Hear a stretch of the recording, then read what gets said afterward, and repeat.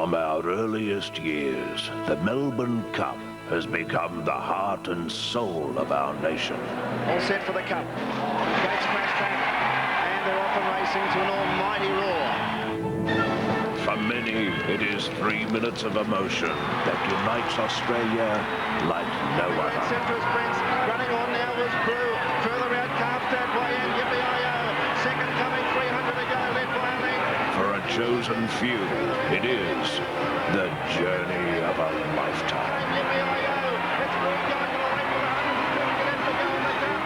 Drew turning centre up now, scoring clear of Yippee-I-O and Brew down the boat. Welcome to the world's greatest 2 miles. Today, the race that stops a nation will be felt around the world as the pursuit of the Golden Chalice reaches new heights. Mate, this is unbelievable. I just won the Melbourne Cup. The colour, the excitement, the passion. And my beautiful wife and children home watching. I love you all, and we done it. Woo! Good on you, Grizzly.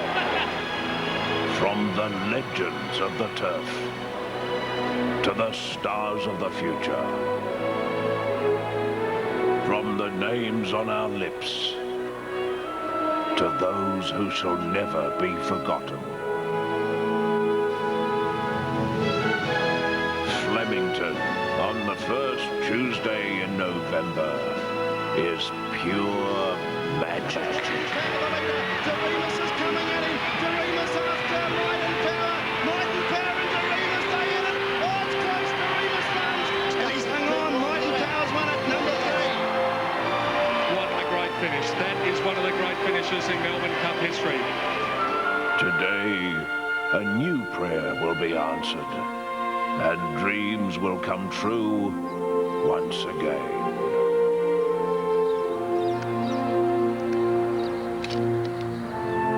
Welcome to the 2001 Melbourne Cup Carnival.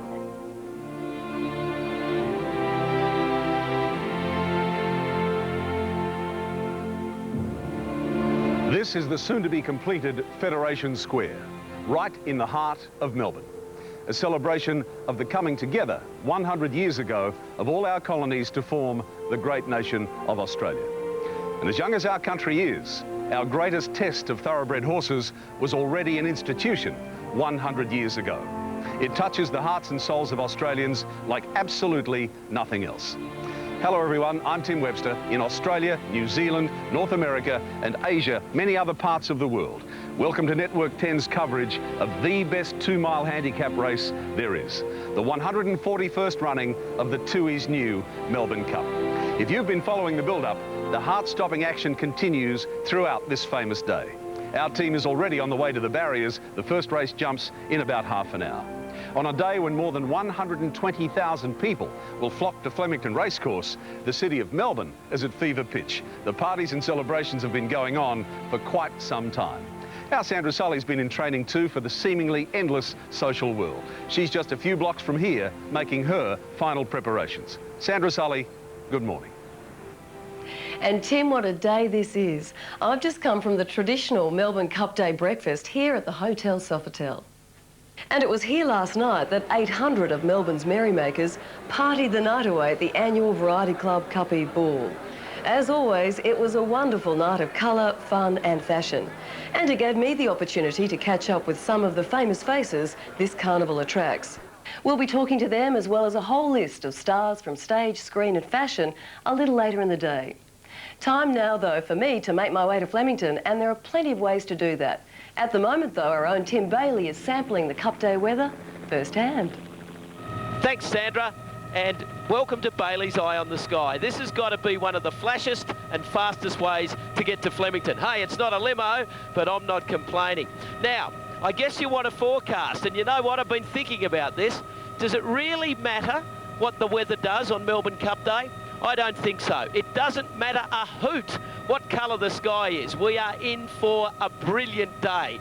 Now, what am I up to? Well, later on, I'm going to bring you all the colour and the character of the Melbourne Cup. There's plenty of it. It oozes with excitement, thrills and spills, and we're going to bring it all to you.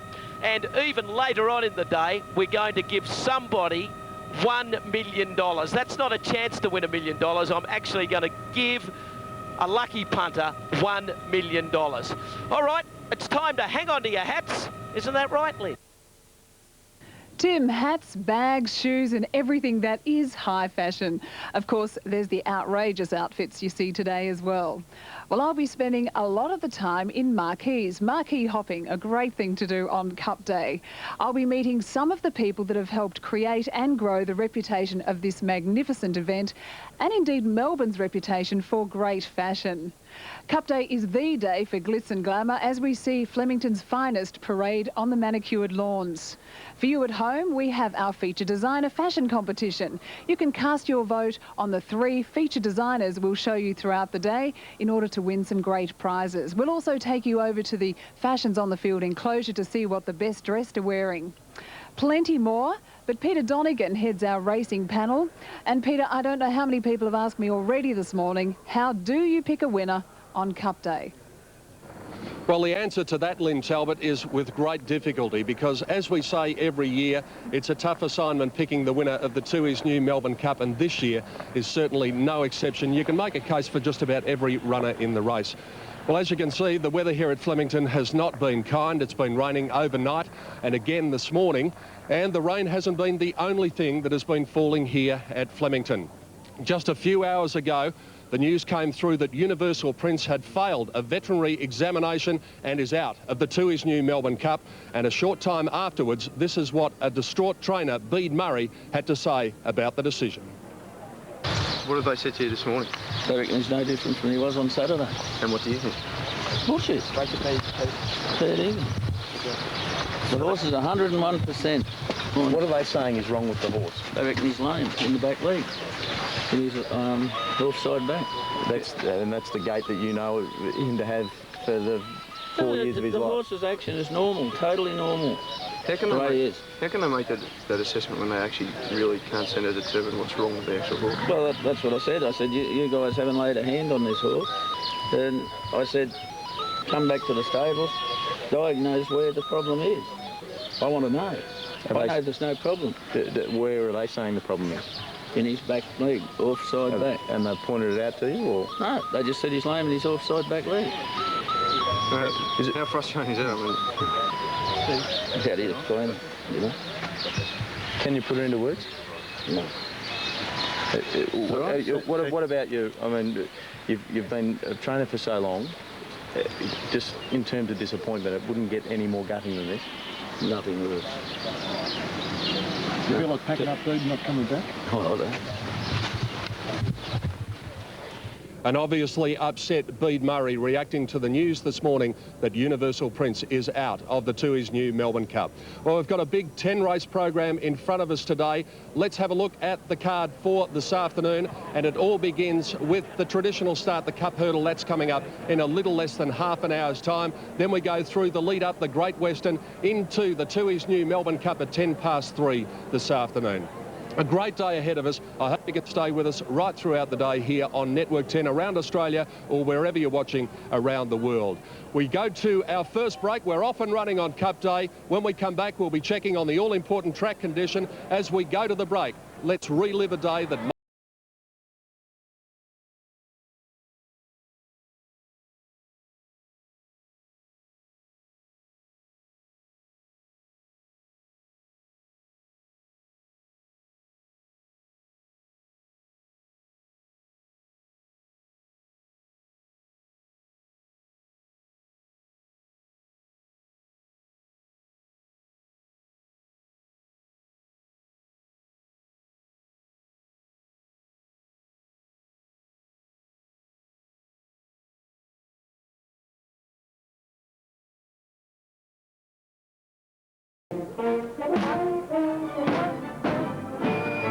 Yes, the city of Melbourne is transfixed by Melbourne Cup fever, and yesterday in the city streets, the traditional Melbourne Cup parade, which featured the fashions, some of the past winners, both four-legged and two-legged. It was a wonderful day in Melbourne yesterday as the past winners of the Melbourne Cup paraded, and that was old R1 who won the Cup back in 1978. Well, as we said, there has been a fair bit of rain out here at Flemington this morning, so the most important question we can have answered, what is the track condition? Let's find out now as we cross down to the track and say a very good morning to Dan Malicki. Thank you, Peter. Well, I'm actually up in the box. I wimped it. I didn't go down to the track. I felt that you would respect my decision to let you know that it's still drizzling with rain here, and the track is rated as good. There's every chance it could be on the worst side of good, and if this rain keeps up, it could well deteriorate as the day progresses. It's rated good. The rail is out 2 metres for the entire circuit. The penetrometer reading 3.85, but that would have been taken before 7 o'clock this morning. The inside track 3.91, that's down the straight 6, and the outside 3.79. General consensus is you want to be coming down the grandstand side of the track in the straight races, of which we have a number of today. There are 4 in total. Officially, the track is rated as good, but there could be some chance, if the rain persists, that we get to a dead track. Tim? Thanks very much, Dan. Yes, well, down here, of course, Cup Day plunges have been the norm over the past few years. Some big-name punters have made some big money. And, of course, we can talk about Might and Power, Jezebel. And, of course, last year, Brew was heavily commissioned. This year, I can tell you that Sky Heights and Ethereal have both opened up at 6-1 equal favourites. Rain Gauge is 7-1, Big Pat 8-1. And one being kept very short is Spirit of Westbury at 14-1. On Derby Day, it was 9-0 to the bookies. Let's hope the punting empire can strike back. And may the horse be with you, Mark Aston. Well, thank you very much, Tim. That sounds like a bit of an omen to me. Good morning to you and good morning to everyone around Australia. I hope you enjoy our coverage. It is raining at the moment, but there's nothing we can do about that. And our #1 priority here at Network 10 is to give you the best possible coverage, and that's exactly what we intend to do. And I hope we can tip you a few winners, because we were struggling a bit in that area on Saturday. So let's hope we can tip you some winners. I'm going to play a role in that. I'm down here in the mounting yard. I get a chance to speak to some of the owners and trainers and jockeys prior to a race, and I'll be relaying that information to you. Let's hope we can tip a few winners. Peter. Thank you, Mark Aston, down in a fairly soggy mounting yard here at Flemington. Well, it's time to introduce the illustrious panel to take us through. We're going to have a look at the Melbourne Cup horses in a moment, but there's something that doesn't quite feel right about this at the moment. Simon Marshall and John Letts, good morning to you. Morning, Peter. Morning, Pete. Jenny Chapman, who is normally on my right hand, is down in the mounting yard. Jennifer, good morning to you. Good morning, Pete. Simon, Johnny. Was it something I said? It was not something you said. Look, Pete, I can tell you I am so nervous. I've got Torval and Dean running in the Cup Day hurdle in about 20 minutes' time. And so if he wins, I really want to lead him back in. So that's why I'm down here. All right. Well, can you tip us into the horse? Do you think he'll win? He's been going very well. He's a very promising stayer, Pete. He's won 3 over the jumps. He's been to hurdle school a couple of times, ducks with the class there.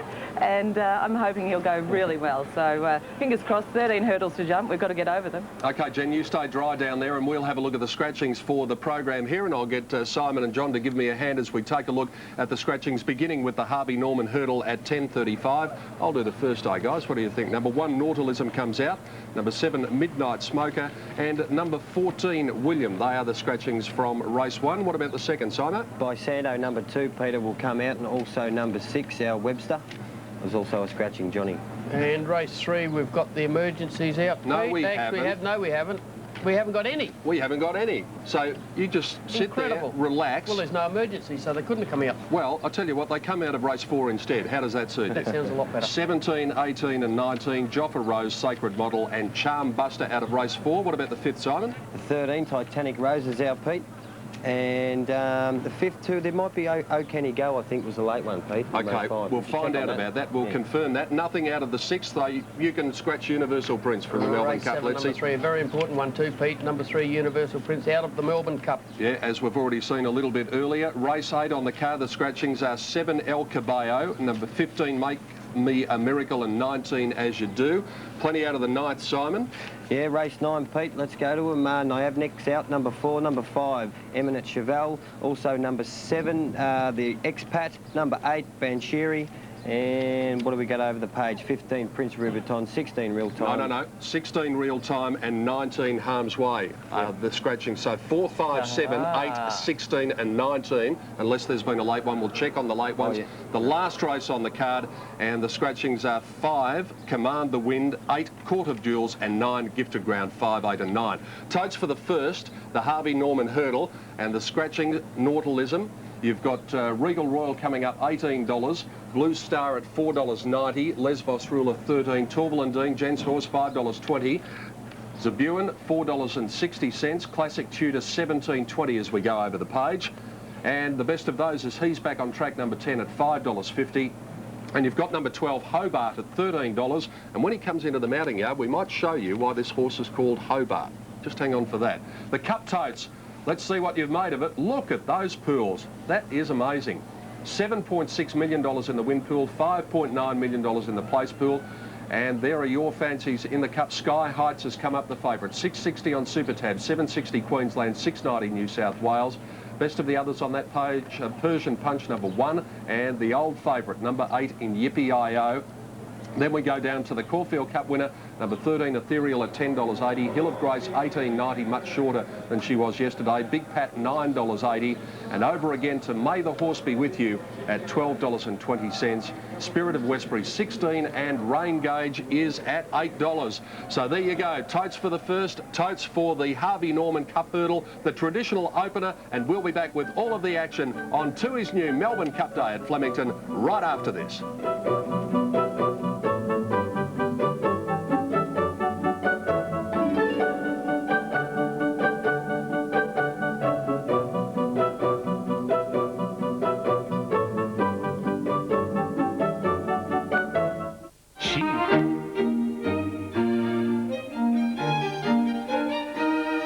Just some of the great trophies of years gone by. The Melbourne Cups, the actual famous trophies, 4 3/4 hours before the running of the 2001 edition of the Melbourne Cup. And with those beautiful trophies, you can get to see those at the Australian Racing Museum at Caulfield. They are currently on display. If you want to get in contact with us from anywhere around Australia, anywhere around the world today, this is our email address, thecup@network10.com.au. We'd love to hear from you, no matter where you are in Australia, and particularly Australians watching the race overseas, wherever you happen to be. Just drop us a line at thecup@network10.com.au. Time to have a look at the Cup field, gentlemen, and let's start off with Persian Punch number 1. This overseas raider, he finished third, of course, in the race won by Jezebel in 1998. His jockey is Richard Quinn, who is a very accomplished horseman. David Ellsworth is the trainer. He's a very good stayer, Simon. Very much so, Pete. I think he's the best of the internationals, mate. And talking with Les Benton last night, who has well, had a big hand in Vintage Crop and all our international horses coming over. Here's Persian Punch winning the Ascot Gold Cup over 4,000 metres. Actually running second in the race, and it looked as though, Simon, at about the 400-metre mark that he was going to drop out. This is an indicator of how good a stayer he is, because, as you said, the race is 4,000. Yeah, Pete, we know he can run time too over the 3,200 metres, and he's going to be up on the speed, and this rain-affected track today is going to help him. Number 2 is Sky Heights, John, and this horse was buffeted from pillar to post in the Melbourne Cup going back 2 years ago. He came back with the name off the saddle cloth. He certainly took a few mental effects from that. Colin Alderson, the trainer, and he's got the best jockey in the business, Damien Oliver. Yes, Pete, and I think he's the horse to beat. He's drawn barrier 21. I think it's going to help the horse. Damien, a beautiful ride in the Caulfield Cup. The horse just got beaten. I do think he'll turn it round on Ethereal. Ethereal. I do think he'll turn it around on her today. Here he is on the outside of Ethereal as they're going to the line. Damien Oliver, they tell me he was praying for rain last night. Well, he's got it. And this horse, I think, psychologically, he's right again. And I do feel that, you know what you just said last year, 2 years ago in the Melbourne Cup, he was never the same horse after that, but he is now. And I reckon barrier 21 is a nice gate for him too. He wanted to be drawn out wide. The German Raider is number 4, and that is Caetano, trained by Andreas Schutz, to be ridden by one of the world's great jockeys in Johnny Murtagh, who won 12 Group 1 races last year, Simon. Yeah, very hard to sort of get a guide out of this horse, Pete. I'm a little bit worried on the rain-affected track over 3,200 metres.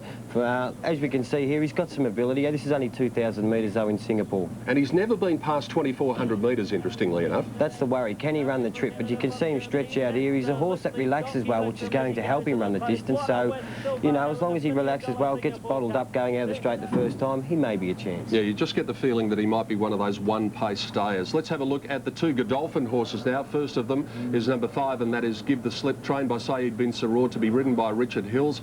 And really, John, we don't know a lot about them. We don't know much about them at all, Peter, but all we know is that in the last few days, the Godolphin have requested they water the track.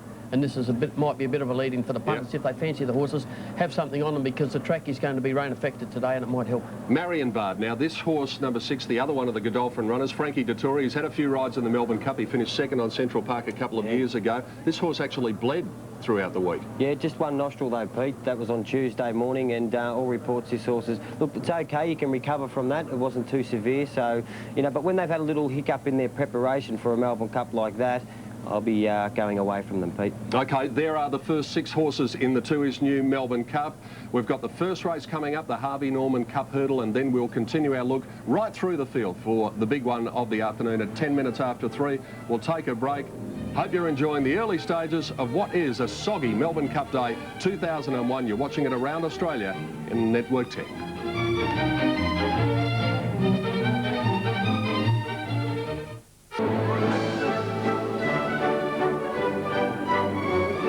May be up, but the rain apparently has stopped here at Flemington, which is good news, and hopefully that's the sign of things to come later in the day. So if you're thinking of coming out, if you happen to be in Melbourne, why don't you join us for our great day of racing? They're at the stalls for the first. Here are the tote figures as they stand. Blue Star at $5.40 right in contention, along with Torval and Dean at $5.30. There's been a move for Zabuan at $4.50. It's trimmed up 60 cents. So you can see the red figures are the ones that have shortened, and that means that he's back on track, has been just about the best back runner in the race in $1.40 to $4.70, and Fuego Bravo is at $23.60. That's what the tote has made of it. What have the bookmakers done? Tim Gossage. Peter Donegan, thank you. He's back on track as the only horse that's really shortened since the opening mark has been put up by the bookmakers. He's, as you mentioned there, about $4.70 on the tote. He's almost a full point shorter in the bookmakers' ring. Blue Star, you're getting sort of unders on the tote. He's a couple of points longer down in the ring than what he's on the tote at the moment.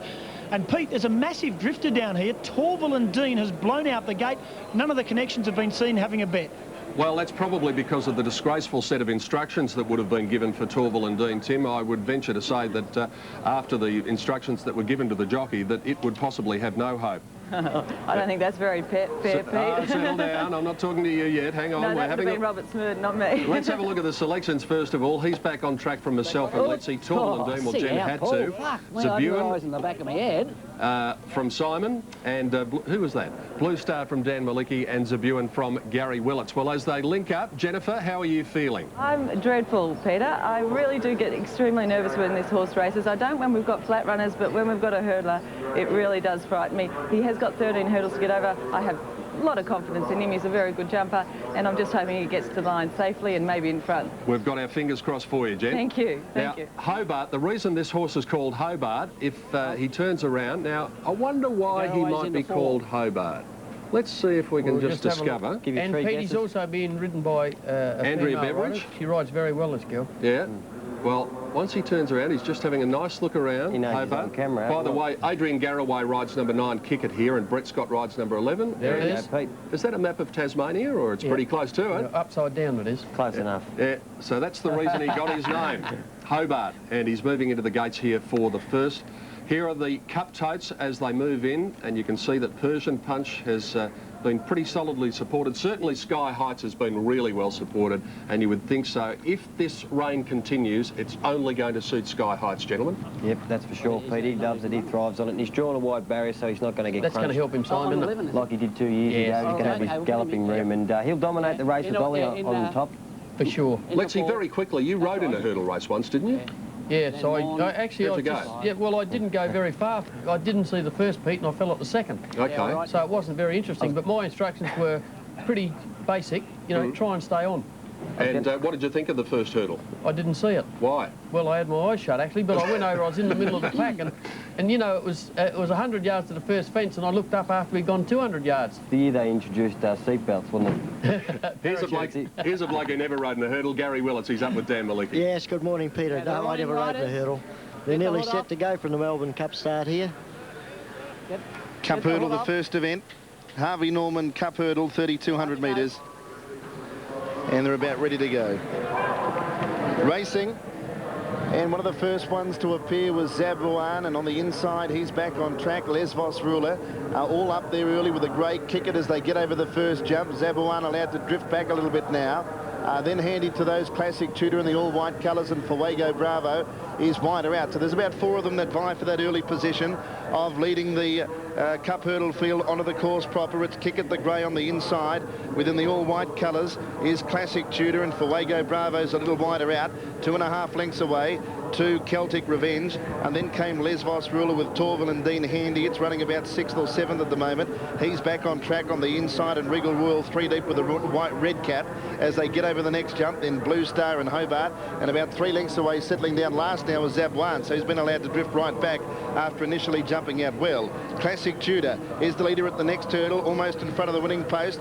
He got over at 1.5 lengths in front. Fuego Bravo didn't jump it too well, and he's now back 3 wide about 4th as Les Vos Ruler went up into 2nd spot, and Kick It's on the rails 3rd. Fuego Bravo wider, and then Torval and Dean next as he's back on track hugging the rails. Back midfield was Celtic Revenge. Blue Star the inside saving ground from Regal Royal. 3 lengths to Zabuan on the inside of Hobart, who's last, but only about 8 to 10 lengths off the lead. To the next jump at the 1900 metres, and Classic Tudor hopped over at 2 lengths in front of Les Vos Ruler, and 3rd was Kick It. Torval and Dean getting a nice run 4th, about 1.5 lengths to he's back on track. Fuego Bravo's been sitting 3 deep, and then Regal Royal back on the inside. Blue Star about 2 lengths away. Hobart at the jump of the 1700. Hobart's 3rd last, and then Zabuan 2nd last, and now at the tail of the field was Celtic Revenge. About 1600 left to travel, and Classic Tudor comes out to the next obstacle. He wanted to drift out a little bit. Oh, he's back on track. The favourite's fallen. He's back on track, fell there, and had a pretty bad fall, unfortunately. The jockey's okay, and they head to the 1400, and Classic Tudor's 2.5 in front of Les Vos Ruler at the next one. Kick It 3rd. Torval and Dean's right there. He's had a pretty good run. Now they've put a gap on the others. 5 lengths to Blue Star, 1 length to Regal Royal, another 5 lengths away Hobart. A good long gap then is Zabuan struggling, and so's Celtic Revenge, and Fuego Bravo's dropped out of it after sitting wide. 1,000 metres to travel, and Classic Tudor leads by 1 length on Les Vos Ruler, who's had a nice run. Kick It's been there all the way, and likewise Torval and Dean over the next one, and they're about 6 lengths in front of Regal Royal, and then came Hobart. Blue Star had a tumble there. Blue Star's out of business. He fell, and as they ran up to the turn, Les Vos Ruler goes for home. Kick 2 lengths on Classic Tudor. Torval and Dean up to 3rd. Kick It 2 lengths away the grey. 8 lengths to Hobart, 4 to Regal Royal, and then Zabuan, and that's about it. Tailed off at Celtic Revenge and Fuego Bravo. They round the turn, 500 to go, and the leader is Les Vos Ruler. Torval and Dean has it in the sights, and 2 lengths to Kick It, and Classic Tudor 5 to Hobart. They came down to the second obstacle, second last obstacle. Les Vos Ruler led from Torval and Dean. Oh, slipping on the flat there, Classic Tudor crashed through the running rail. He slipped after jumping. At the last, Les Vos Ruler led Torval and Dean. Les Vos Ruler 1.5 lengths, Torval and Dean still coming. They have it between them, 6 lengths to Kick It. Les Vos Ruler the inside, Torval and Dean picking him up. Torval and Dean the outside of Les Vos Ruler. Torval and Dean put his head in front, and he's skating all the way to the post. Torval and Dean to win a length. Les Vos Ruler second, 8 away Zabuan, must have picked up